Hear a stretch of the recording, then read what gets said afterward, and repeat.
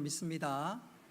우리 4월의 암송 말씀 고린도전서 1장 18절 말씀 다 같이 암송하겠습니다. 시작. 십자가의 도가 멸망하는 자들에게는 미련한 것이요 구원을 받는 우리에게는 하나님의 능력이라. 아멘. 고린도전서 1장 18절 말씀, 이 말씀 그대로 십자가의 도가 내 심령에 살아 역사함으로 하나님의 능력을 경험하고 그 능력대로 살아가는 우리 모두가 되기를 주님의 이름으로 축복합니다.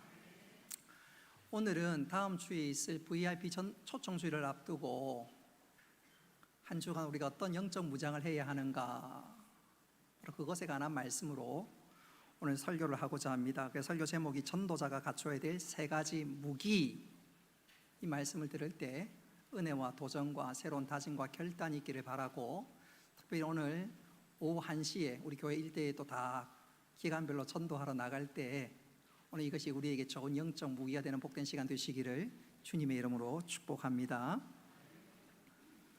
사도행전을 쭉 읽어보면 사도 바울은 총 3번에 걸친 전도 여행을 하게 됩니다. 전도 여행이 다 마치고 나자 사도 바울은 예루살렘으로 돌아오게 됩니다. 이때 사도 바울은 유대인의 모함에 의해서 예루살렘에서 체포가 되고, 여러분 지도에 보시면 가이사라는 지역으로 호송을 받게 됩니다. 그리고 사도 바울은 이 가이사라 지역에서 약 2년 동안 죄수의 몸으로 있으면서 재판을 받게 되는데, 오늘 읽은 본문의 내용이 바로 그 상세한 내용을 소개하고 있습니다. 우리가 주목해야 할 것은 사도 바울이 재판을 받으면서 내가 무죄하다는 것을 변호하는 데 초점을 둔 것이 아니라 이때라 그러면서 오히려 그때 그가 복음을 전하게 됩니다.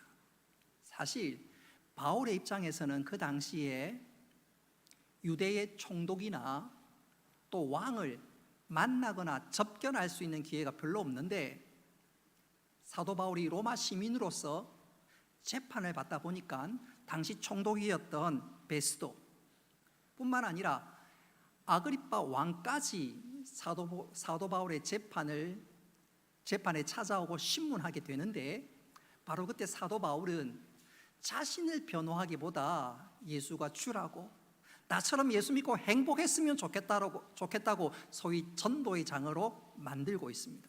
재판의 현장을 말입니다.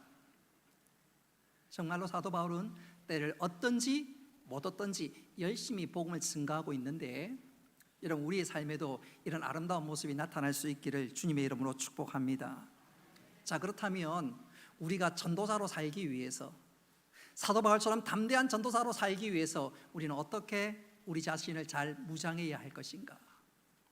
전도자가 갖춰야 될 중요한 영적 무기는 과연 무엇인가? 오늘 시간 3가지로 말씀드릴 수 있는데, 전도자가 갖춰야 될 영적 무기 3가지, 오늘 그 3가지가 우리 심령에 준비될 수 있기를 바랍니다. 첫째로 한번 따라 합시다. 말씀이 준비되어야 합니다. 오늘 읽었던 말씀 27절에 보면 신문을 받던 바울이 오히려 아그리빠 왕에게 질문을 합니다.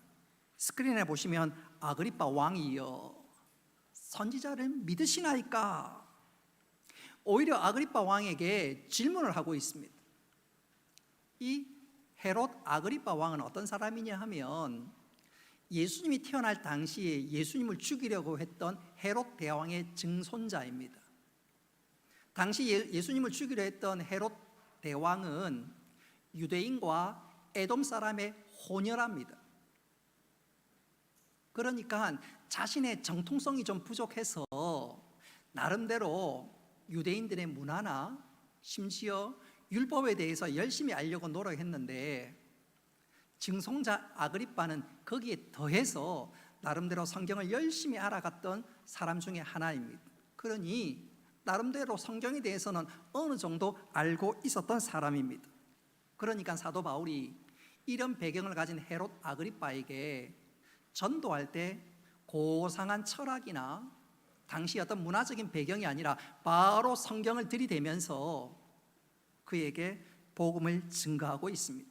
우리 사도행전 26장 22절로 23절 말씀 같이 한번 읽어보겠습니다. 시작.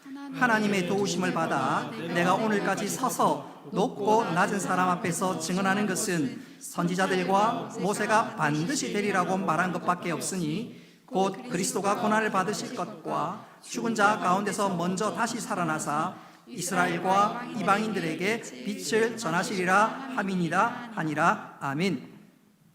오늘 사도 바울은 성경대로 예수님이 어떤 분인가를 자세하게 말씀하고 있습니다. 바로 이것입니다. 여러분, 전도할 때 우리는 어떤 철학이나 우리의 어떤 지식으로 복음을 증거하는 것이 아니라 제일 먼저 우리가 붙들어야 될 것은 하나님의 말씀임을 명심할 수 있기를 바랍니다. 여러분, 이 말씀에는 하나님의 능력이 임하는 줄 믿으시기를 바랍니다. 그래서 우리가 전도하려면 무엇보다도 성경을 잘 알아야 합니다. 근데 문제는 교회 안에 영적인 까막눈이 많아요. 영적인 문맹자가 많습니다. 교회는 오래 다녔는데 성경을 잘 몰라요. 아니, 그것까지는 이해하겠습니다. 복음에 대해서 잘 모르는 분들이 종종 있습니다.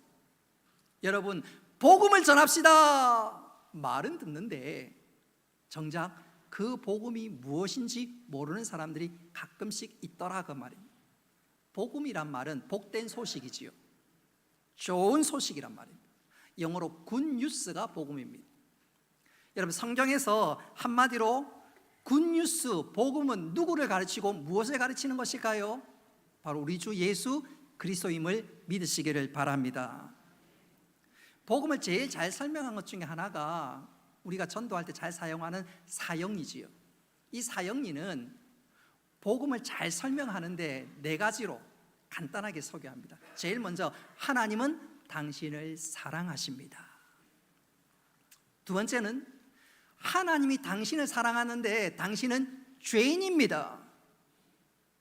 그래서 당신의 결국은 망하는 것이요 지옥 가는 것인데, 하나님은 그런 당신을 천국 갈 수 있도록 예수님을 보내셨고, 그 예수님이 하나님 앞에 갈 수 있는 길이요 진리요 생명이십니다. 이게 3번째 원리입니다.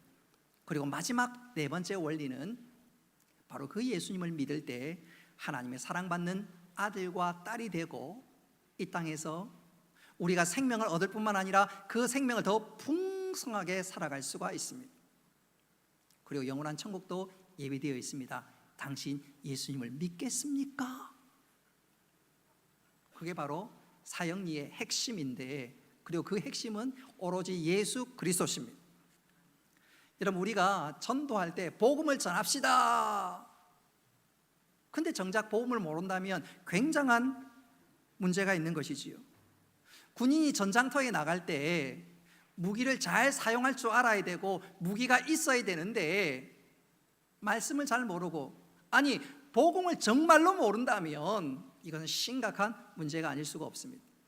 우리 앞에 좌우로 한번 하이파이브 합시다. 말씀을 잘 알아야 합니다. 복음을 잘 알아야 합니다. 여러분, 복음을 잘 알아야 되는 중요성, 저는 이것을 이렇게 한번 강조해 보고 싶습니다. 18세기에 영국의 위대한 부흥사를 한 사람 꼽으라면 요한 웨슬레 목사님이십니다. 이분은 아버지도 목사고 그 역시 목사입니다. 신앙은 한마디로 정통이었고 생활은 반듯했습니다. 뿐만 아니라 가난한 사람들을 돌아보고 구제하는 일에 열심을 내었습니다. 심지어 병든 자, 옥에 갇힌 자들에게 친히 찾아가서 그들을 위로할 만큼 신앙생활에 있어서 거의 빈틈이 없는 그런 삶들을 살아갔습니다.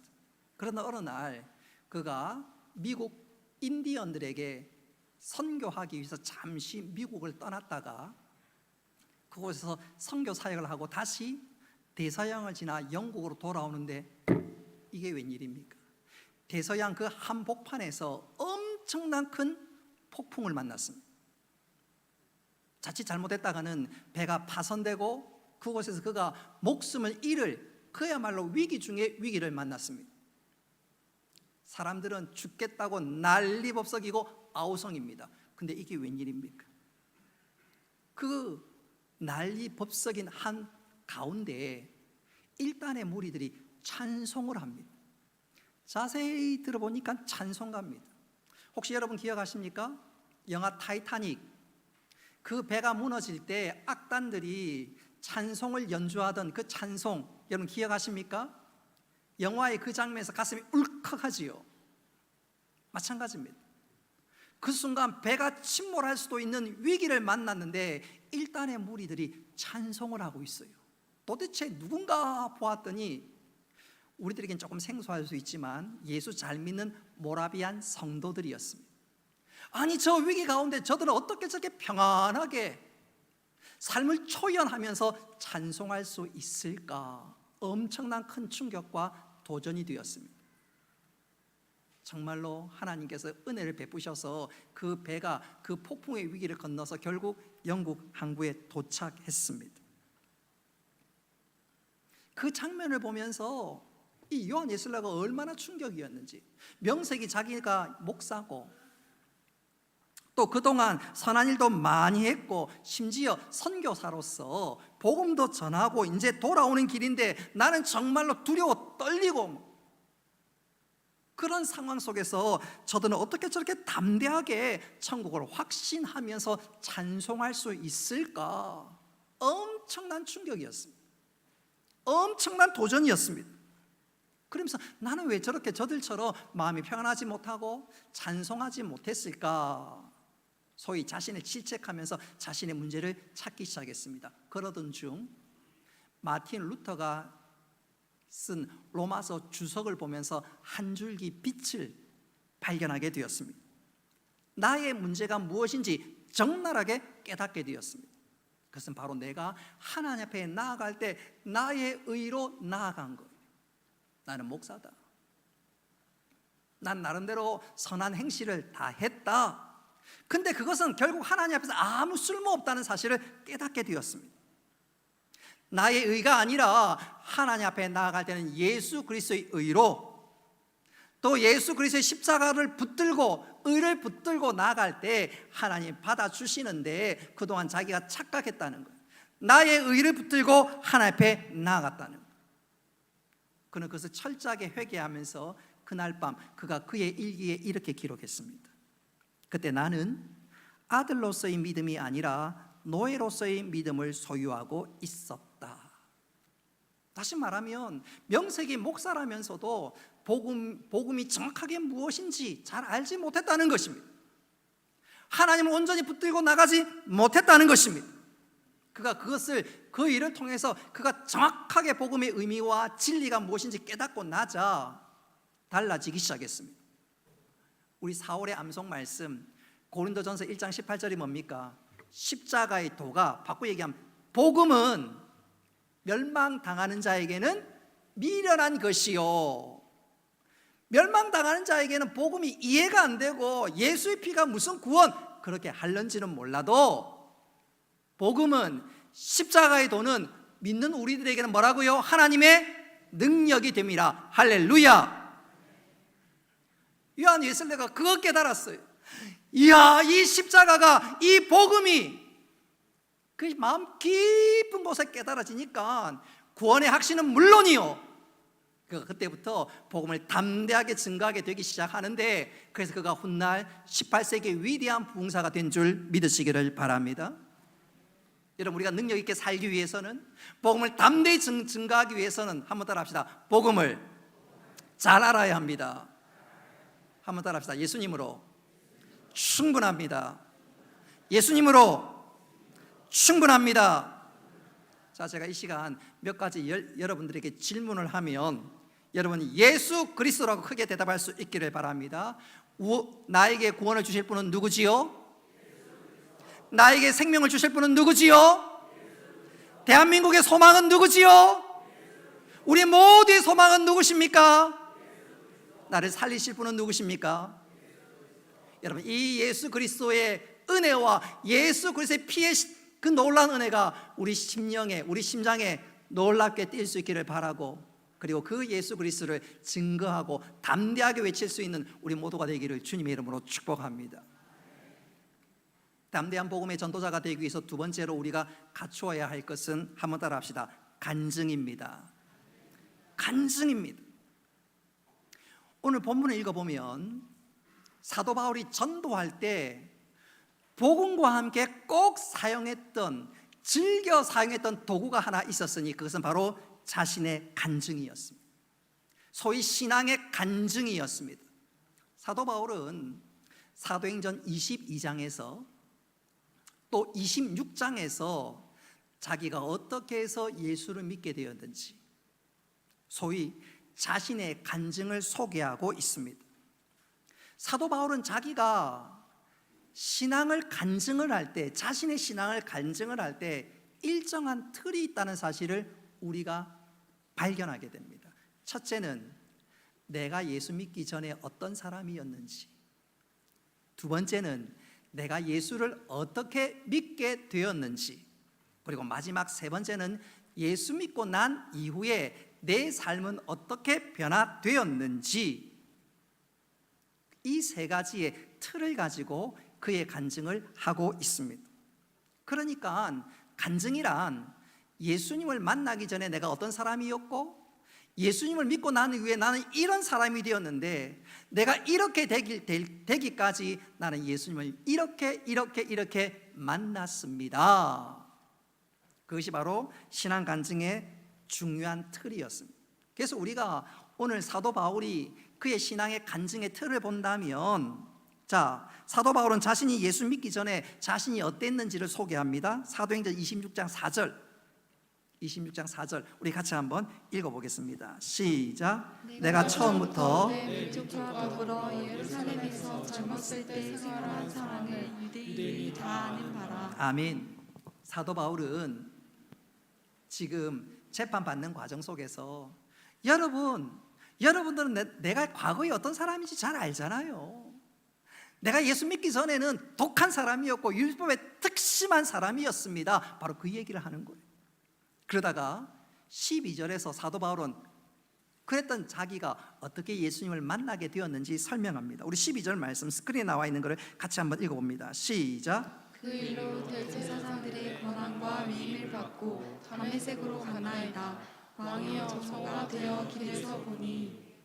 아멘. 사도 바울은 예루살렘에서 다메섹으로 가다가 예수님을 만나게 됐다.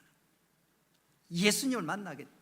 그리고 그 예수님을 만나고 난 이후에 그는 완전히 변화되었는데 어떻게 변화되었는지 20절 말씀 우리 같이 한번 읽어보도록 하겠습니다. 시작. 먼저 다메섹과 예루살렘에 있는 사람과 온 유대 온 땅과 이방인에게까지 회개하고 하나님께로 돌아와서 회개에 합당한 일을 하라 전함으로 아멘. 예수 믿고 난 이후에 그가 전도자가 되었고 예수가 생명이라고 증거하는 사람이 되었다고 자신을 소개하고 있습니다. 그렇습니다. 우리가 복음을 잘 증거하려면, 한 사람을 예수 믿게 하려면 말씀과 함께 한번 따라합시다. 나의 신앙 간증이 필요합니다. 예수 믿기 전에 나는 어땠고 예수 믿는 이후에 나의 삶은 어떻게 됐는데 완전히 달라졌는데 그건 바로 예수님 때문이었나라고 가르치며 소개할 수 있어야 합니다. 중요한 것은 목사들처럼 성경을 잘 몰라도 내가 예수 믿고 변화된 것이 너무너무 분명하다면, 내가 거듭난 것이 너무너무 확실하다면 복음을 전할 수 있음을 믿으시기를 바랍니다. 이런 목사들처럼 성경 잘 몰라도 괜찮아요. 그러나 내가 예수 믿고 변화되고 구원받은 것이 확실하다면 복음을 담대하게 전할 수 있습니다. 할렐루야. 저는 이것을 이렇게 한번 강조해 보고 싶어요. 언젠가 한번 소개해 드린 적이 있는데 서울 온누리 교회에 어느 날 하루 무당이 교회에 등록했습니다. 깜짝 놀랄 것은 그 무당은 보통 무당이 아니고 진짜 신내린 무당인데 그가 제 발로 교회 와서 교회에 등록하고 예수 믿게 된 거예요. 그 무당은 진짜 신내린 무당으로서 사람들에게 소문이 자자하고 아름아름 소문이 나서 소위 재벌집 사람들이 그 사람을 불러다가 무당 구슬하면 수천만을 척척 내놓을 만큼 그 업계에서는 알아주는 사람이었습니다. 근데 그는요, 어떤 사람을 제일 싫어하느냐, 자기는 신내림 무당인데 신 안 내림 무당이 신내림 무당처럼 흉내 내는 것을 정말로 싫어합니다. 자기는 오리지널이고 그 사람들은 가짜인데, 그래서 그런 사람을 싫어하지만 우리가 보기엔 우습지요. 다 가짜인데, 다 가짜인데. 근데 이 무당이 그렇게 구출하고 무당 소위 짓을 하면서 사람들에게 뭐 인정받고 돈도 받고 하지만 그런 사람들 뒤돌았으면 무당 별로 좋아하지 않거든요. 이거는 아닌 것 같은데, 이거는 아닌 것 같은데, 영적인 갈증이 있었습니다. 뿐만 아니라 그에게는 영적 호기심이 있었습니다. 어떤 호기심이냐면, 아무래도 그는 영적인 세계에 관심이 많지 않겠습니까? 소문에 의하면, 들은 바에 의하면 예수라는 신이 신들 중에 제일 센 신이라고 들었는데 호기심 때문에 교회에 가보고 싶었습니다.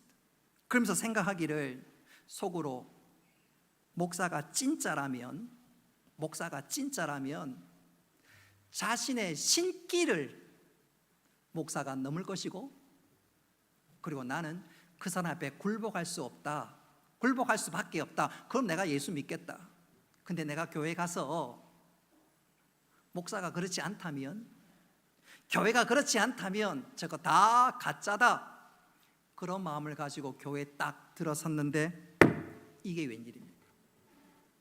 예배 시간이 되어서 목사님이 강단 위로 올라오는데 그 무당의 눈이 활짝 열려서 그 목사님에게 하나님의 영광이 임하는 것을 보았습니다.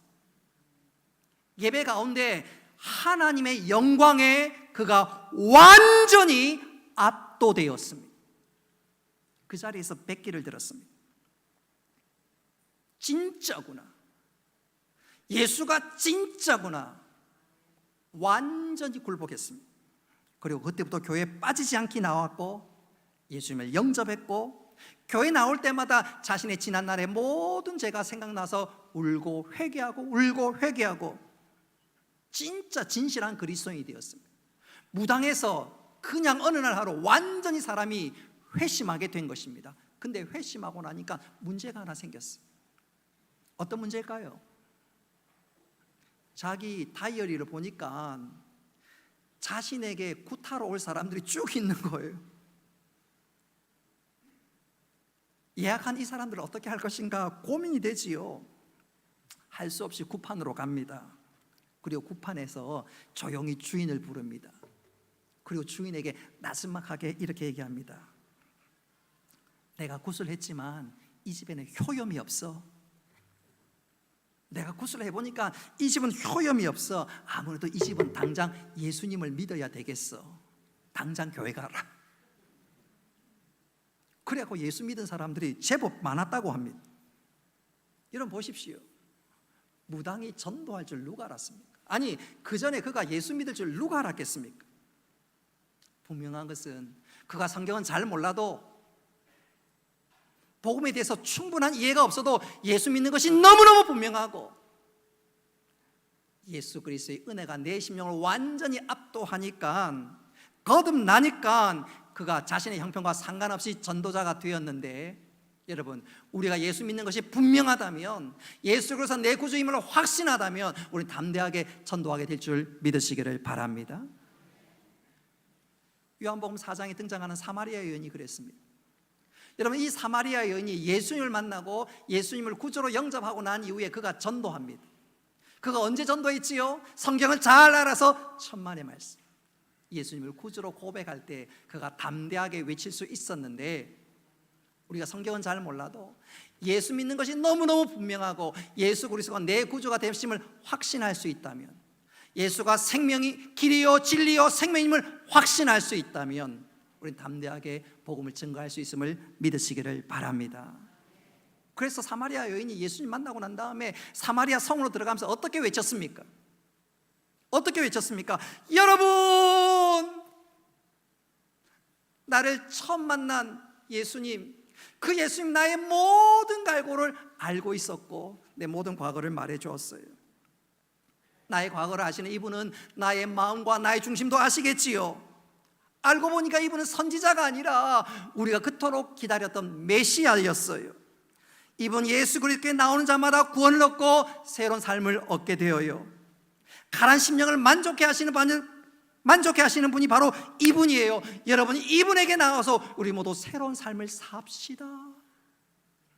사마리아 여인이 외치고 또 외쳤습니다. 그리고 그날 적지 않은 사람들이 주님 앞으로 돌아온 놀라운 구원의 역사가 일어난 줄 믿으시기를 바랍니다. 여러분, 간증이 뭡니까? 내가 예수님을 어떻게 만났고 예수님을 만난 내가 어떻게 변화되었는지, 그리고 이 예수가 생명이라고 구원이라고 능력이라고 외치는 바로 그것입니다.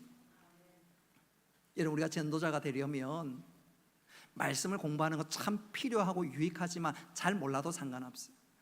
내 믿는 것이 너무너무 분명하다면 우리는 담대하게 외칠 수 있고 그 외침을 통해서 믿기로 작정된 자들이 주님 앞에 돌아오게 될 줄 믿으시기를 바랍니다. 그런데 이 시간 목사님의 설교를 들으면서 그래도 나 못해, 혹 그런 분 계실런지 모르겠어요. 손들기 한번 해볼까요? 나 그래도 못하겠다, 죽어도 못하겠다, 입이 안 떨어진다, 그런 분 계시는지 모르겠습니다. 그래도 할 수 있어요. 그래도 할 수 있어요. 한번 따라 합시다. 일단 한번 와보세요. 일단 한번 와보세요. 우리 예수님도 그렇게 말씀하셨죠. 와서 보라, 와보라 그러셨지요. 요한복음 1장에 보면 예수님께서 와보라 그랬습니다. 유창하게 말씀을 잘 전하지 못했다, 아니 심지어 간증하는 것도 좀 자신 없고 그런 분 계시다면 한번 따라 합시다. 와보라, 와보라. 와서 말씀 한번 잡셔봐, 와보라 외치는 거예요. 저는 이것을 이렇게 한번 강조하고 싶습니다. 한국 기독교 역사상 하나님께 쓰신 위대한 목사님들이 종종 다 계시는데, 한국교회 초창기 때 유독 빛나는 목사님 중에 한 분이, 한번 따라 합시다. 길선주 목사님. 길선주 목사님이십니다. 이분은 대한민국 최초의 새벽 기도를 여신 분이십니다. 새벽 기도회가 한국 교회가 있으니까, 한국 교회만 있으니까 아마 세계 최초지요. 그리고 이분은 눈이 나빠서 거의 맹인 수준입니다. 그렇지만 이분은 요한계시록을 10,000번을 읽었습니다. 우리가 지난 한 1년 가까이 요한계시록을 말씀드렸지요. 제가 오늘 쭉 보니까 작년 4월 3일 날 요한계시록 첫 번째 설교에서 총 32번을 요한계시록 설교했더라고요. 근데 이분은 32번 설교한 정도가 아니라 10,000번을 읽었으니 정말 대단하지요. 성령 충만하여 전국을 돌아다니면서 부흥회를 열었던 분이고, 심지어 1907년 평양 대부흥의 주도적인 역할을 했던 분이 바로 이분입니다. 그의 불같은 설교와 말씀을 통해서 많은 사람들이 일제강점기 시절에 소망을 얻었고 용기를 내어 일어날 수가 있었습니다. 그렇다면 그가 어떻게 해서 예수를 믿게 되었을까요? 그를 전도했던 사람은 당시 27살짜리 김종섭이라는 청년입니다. 근데 이 김종섭이란 청년이 성경을 잘 알고 또 자기 나름대로 간증이 있어서 전도한 게 절대로 아닙니다. 단순히 길선주에게 했던 말이, 선주야 교회 한번 가보자. 그래서 교회 갔고 교회에서 예수님을 믿게 되었습니다. 할렐루야. 선주야 한번 가보자, 그 단순한 한마디가 길선주를, 아니 한국교회를 놀랍게 변화시킬 줄 누가 알았겠습니까? 꿈에도 몰랐지요. 그러나 단순하게 했던 한마디, 선주야 교회 한번 가보자, 선주약 한번 교회 가보자. 바로 그것이 그와 한국교회를 변화시키는 놀라운 역사가 출발이 바로 거기서부터 잉태되었습니다. 혹 우리 가운데 목사님 나 진짜 자신 없거든요. 자신 없어요. 교회 봉사 10시간을 하겠는데 전도는 자신 없걸랑요. 혹시 그런 분 계실런지 모르겠습니다. 나는 말씀도 준비 안 됐고 간증도 준비 안 되었는데 목사님 나 못하겠어요. 그런데 다시 한번 권면합니다. 한번 따라합시다. 와 보라. 와 보라. 이 시간 우리 두리두리 한번 짝을 지어봅시다. 두리두리 한번 짝을 지어봅시다. 두 분씩 저를 보지 말고 옆 사람 쳐다보세요. 그리고 한번 따라합시다. 서로 격려해 봅시다. 와 보라. 와 보라.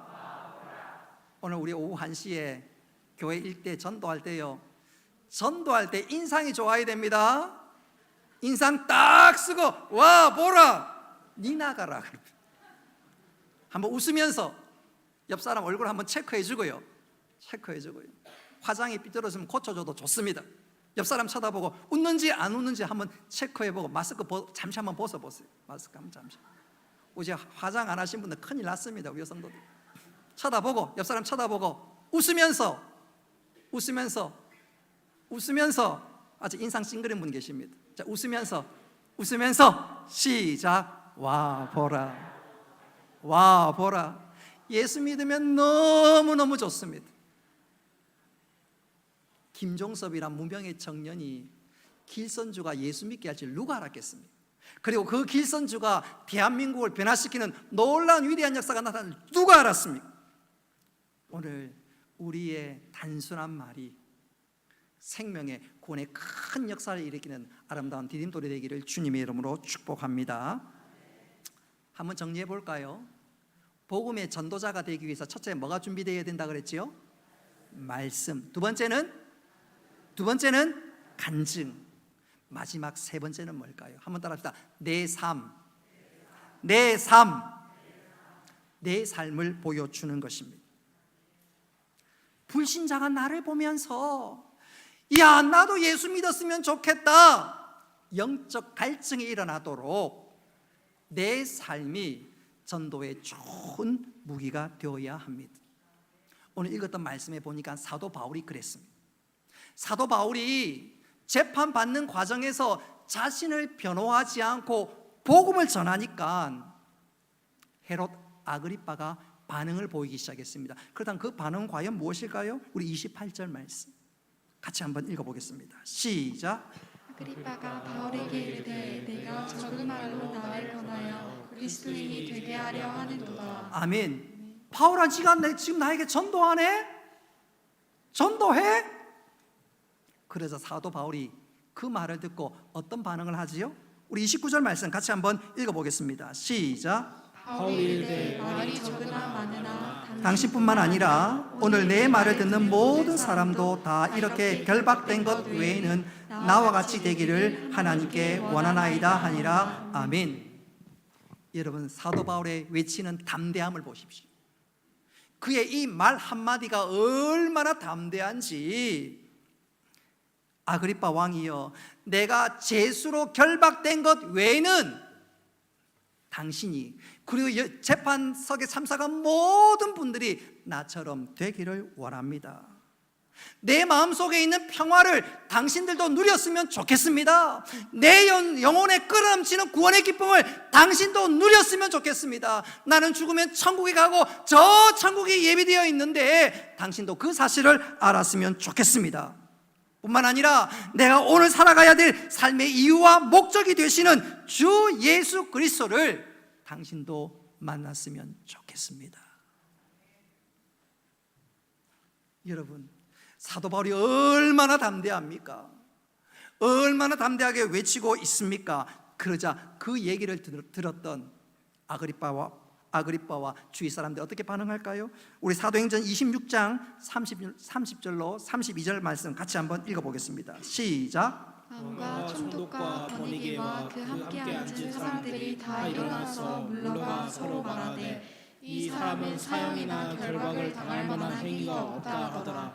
이에 아그리빠가 베스도에게 이르되 이 사람이 가이사에게 상조하지 아니하였더라면 석방될 수 있을 뻔하였다 하니라. 아멘.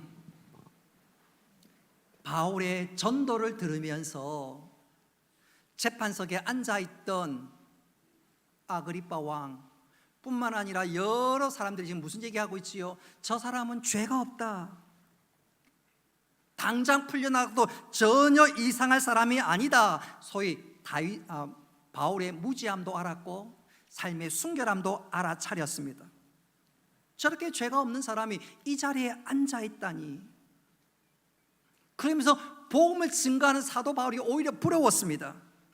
아, 저 사람은 내가 아는데 가말리엘 문화생이고 천막을 만드는 사람이고 오늘날로 치면 서울대학교 나오고 첨단 기술을 가지고 있는 사람인데, 그러나 그것보다 저 사람의 마음을 완전히 사로잡은 것은 바로 예수 그리스도구나. 세상이 감당하지 못할 사람이구나.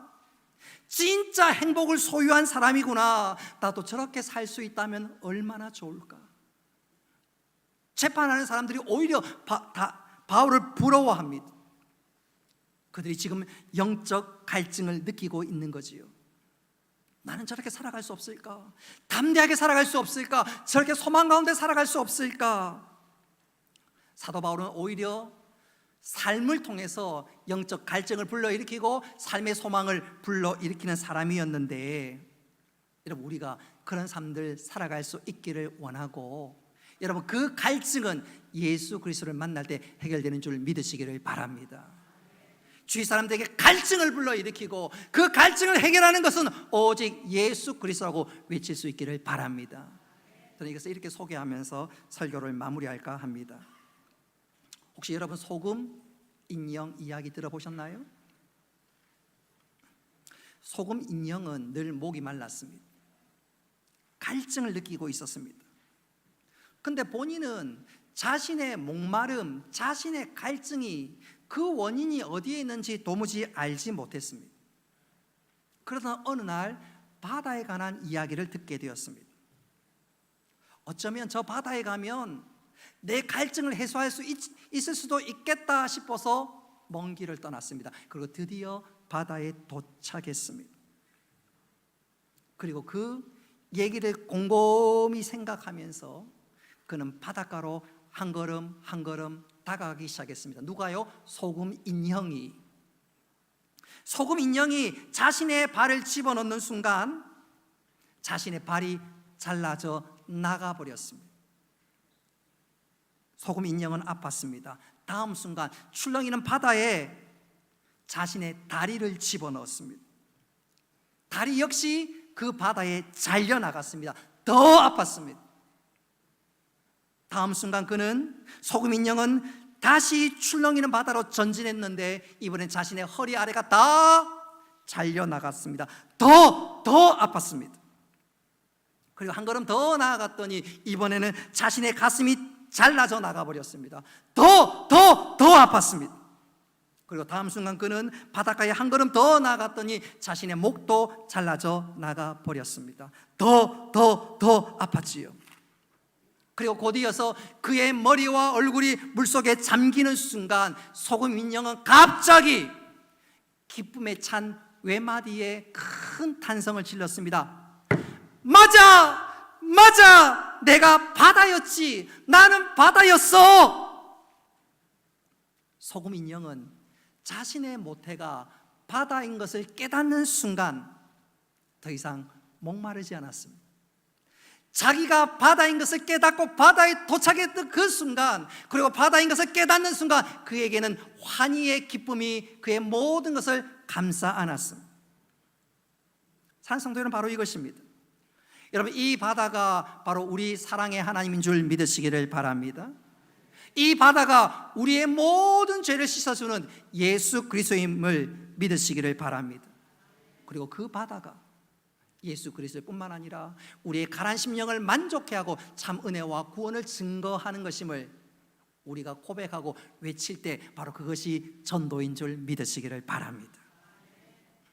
말씀을 맺도록 하겠습니다. 다음 주일은 VIP 초청 주일입니다. 혹 우리 가운데 VIP를 정하지 못하신 분 있다면 어려워하지 마십시오. 한번 따라합시다. 와 보라! 담대하게 외칠 수 있기를 바랍니다. 오늘 오후에 그렇게 외칠 수 있기를 바랍니다. VIP가 있다면, 또 전도하기를 원한다면 우리는 말씀으로 내 삶의 간증으로, 또 내 삶을 소개함으로 예수 그리스도 소개하고 그분이 예수 그리스도의 품으로 안길 수 있는 복된 도구로 쓰임받는 우리 모두가 될 수 있기를 바랍니다. 이번 한 주 영적으로 깨어 있어서 VIP를 초대할 뿐만 아니라 다시 한번 복음의 놀라운 진리가 우리 심령에 살아 역사하심을 경험하는 우리 모두가 되기를 주님의 이름으로 축복합니다.